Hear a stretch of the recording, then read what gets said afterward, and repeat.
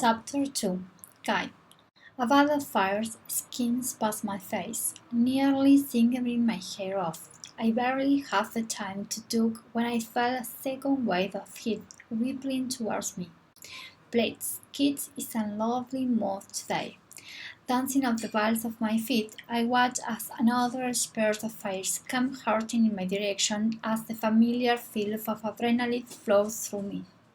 I threw out a shield of water, hearing the fire hiss before it melts into nothing more than a thick cloud of steam. Kid skims, attempting to see me through the smoke before he says, "Within," when I suddenly collide with him. We tumbled to the ground as I pinned him down, raising a flaming fist aiming at his face. Yelled, I can't keep the smile from twitching my lips.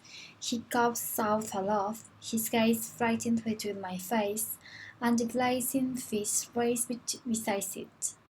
If I say not, are you really wanting to put me, little brother? Despite the fart burning mere inches from him, Kit's green eyes gleamed with amusement. I think you will know the answer to that by now. I smiled slightly as I cut my fist back farther, pausing to strike. All right, I yelled. Kid sputters, but only because I wouldn't want poor Ellie to have to set another one of our broken noses. I took darkly at the thought of seeing the look on the royal physician's face if we were to stumble into with yet another broken bond. After standing to my feet, I offered a hand to Kit, who still sprawled on the ground. The smile he gives me doesn't quite reach his eyes when he finally says, "Please, God, you better with my powers than I am. And that is why you will be ruling the country," I say simply, "while I'll be fighting on the back of the battlefield, distracting the enemy with my dashing good looks." Are you saying I couldn't distract the enemy with my own dashing good looks? Kid asked through his deep laughter, feeling offense. I'm saying that we are only half brothers, so I'm afraid that means you only have half my charms. Kid barks out another laugh. By that logic, I suppose you only have half my brains then. That's the flag for that. The words are barely out of my mouth before he shoved me with a grin. We walk the worn path between the deer trainer circles that reside on the castle grounds. Imperials in training and other elites of higher status continue to sparring as we pass, most using abilities while few use weapons. Heads turns to run out, their ears burning my skin mirrors the sun beating down on us from above. Ignoring their stares, I breathe in the training ground's familiar sense of literal blood, sweat, and tears before grabbing a sword from a weapon rack and tossing one to kids, whose expressions can only be described as exasperate. You know, I always enjoyed fighting with weapons more than abilities, I said in answer to his pointed look as I miserably test the balance of my blade. Kid saunters farther into the muddy ring, and but rolling his eyes. Yes, I'm well aware of how much you love to beat down at me with a sword. I rotate my words, swinging my blades as we began circling each other. It does happen to be one of my favorite hobbies, yes. I advanced suddenly, swinging my sword down hard against his and sending a shoulder up my arm. See, isn't this fun? Kit gritted his teeth against my stride. Riveting. I fell into a familiar trance, letting my face dance around the ring as we spurred, getting lost in the rhythm. My mind clears, my body hums with energy. I always feel most alive when I fight. It's what I was made to do. what was kept me sane over the years of training and tutoring. A dim-witted king is a dead queen. Father's words ring through my mind, having been thrilled through my school after every complaint about my tedious lessons as a boy. Though I won't have to worry about being a third or dim-witted king, seeing that I won't be a king adult. And after Arwen shows that to father, he kindly created a new saying for me to live by. A dim-witted enforcer is a defeated empire. In Quaritch, a sharp pain sears out my forearm, dragging me from my thoughts with a jolt. Better get your head in the game, guy, or I might actually beat you. Kit has a look of triumph on his face, and I intend to whip off.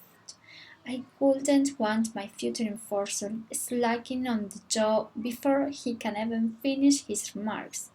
I'm pushing his horse to the ground and pinning it under my note before swinging him. In one swift motion, I kick my boots up, sliding a drivers from it to settle the sharp tips against his back. I'm sorry, what was that, Your Majesty? I release my hold on him and he turns as I sweep into a mocking bow while tucking my brother back into my booth. Dan is me a solid shot that nearly has me stuttering when I returned in King Wilwood Crookers. His dirty blonde hair is far more dirty than blonde at the moment, splattered with clumps of mud from rolling around in the brink. Our skirts have long been abandoned in the summer heat and, like me, sweat slicks his stained chest. It's almost chronicled how obvious it is that we are only half brothers.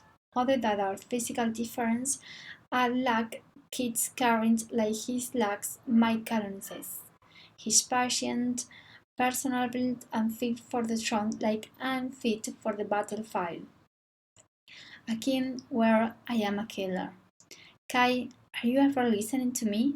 Kit looks equally concerned and amused as he snapped his fingers in front of my face. Please, how much blood did you lose?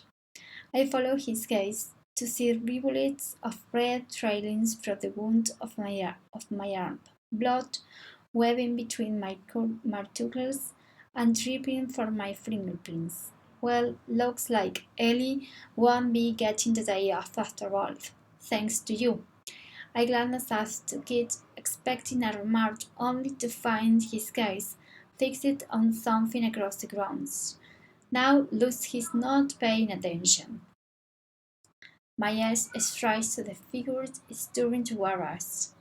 Training letters clinging to her every course, and lilac hair weeping in the wind. Oh, look, Bitchy Blair. I breathed under my breath before she raged out, causing Kit to talk on a low. Bless. Hello, Vice. Her voice is like ice, cold and smooth. How's the training coming? Her gaze sweeps lazily over the both of us before returning to our faces with a slightly smirk twisting her lips. Getting ready for the trial, Sky? Not that I need to prepare. A slow smile creeps onto her face at that. I would think the future enforcer will want to make a good impression on the kingdom by winning. She's suddenly very interested in her nails, feigning nonchalance. I run a hand through my hair with a bothered sign, and I plan on doing just that. She gives me a smile that's anything but sweet. I would hope so, seeing that you're the best elite in decades, or so they say. Plagues, here we go. Kit, take a step forward and puts a hand on his chest like he's been wounded. Oh, truly. I remember that comment with I am king. Oh, did I want your pride, Kit? She offers him a fake put before turning his attention back on me. Besides, I personally think I'll be the winning in the trials. I hooved out a humorous laugh before peering out at her small form. "And what makes you so sure you'll even be competent?" I said this knowing full well that she will, in fact, be in the trials. With a flick of her wrist, a dagger files from the weapons rack in response to my comment. Before I can blink, it suddenly suspended in the air and digged into my jugular. As the daughter of the general, she stepped towards me until there are mere inches between us and the whispers. "I think I have a pretty good shot of getting into the games, don't you?" She wiggles even while pressing the floating knife to my sword, further probing her point. The buzz of dozens of powers runs to my blood, all belonging to the other individuals training in the courtyard. I force the other's ability to fall silent, focusing on Blair's prowess and the feel of it humming beneath my skin, urging me to grab hold of it. She's a powerful teller, and her demonstration with his staffers is the less of what she can do with her mind. I reach out to that tingle feeling that is her ability and let it wash over me, cloud to the surface. And then I become it, just as I did with Kit's dual powers of fire and water, as just as I can do with any other of the abilities surrounding me. My smile is cold as I breathe the floating trigger in my air, push it in against the toe of leather, covering her head with nothing but my mind. "Well, then you better get training," I said quietly before loosening my hold on her ability, letting the dragger fall on the ground with a thud. I don't bother saying anything more before I turned and stride towards the castle. Kit fast silently into step beside me, seemingly just as lost in thought as I am as we made our way back through the castle gates. With the trials only 2 ways away, it seems I'm no longer able to be foolish ignored their existence. I marveled within them. The smell of roasting kitchens and potatoes wafting from the kitchen is enough to stay my attention. I shoot a glance at their abnormally quiet queen before turning to stride through the kitchen doors. "Afternoon, ladies." I flash a quick smile at the cooks and servants smiling around the kitchen as they prepare their dinner. "Miss me?" I groaned, lifting myself up onto a hard corner and leaning back on my plants. I caught the eyes of a few servants' girls before they reddened and turned back to their cooks, exchanging giggly whispers with one another. The heat of the kitchen hit me like a wave, washing over me.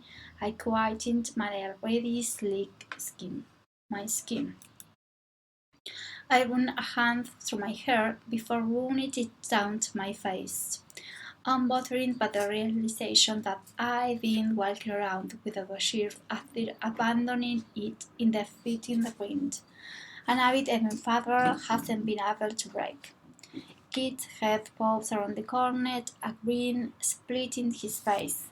I thought I smelled my favorite dish. "You are such a sweetheart, Hale." He strides over the cook, stirring the pot full of creamy potatoes over the sweltering stuff, her dark skin glistening with sweat. She can't help but smile at the look lifting Kit's face. "Oh, don't you think I did this for you, Kitty? Mashed potatoes happen to be my favorite as well."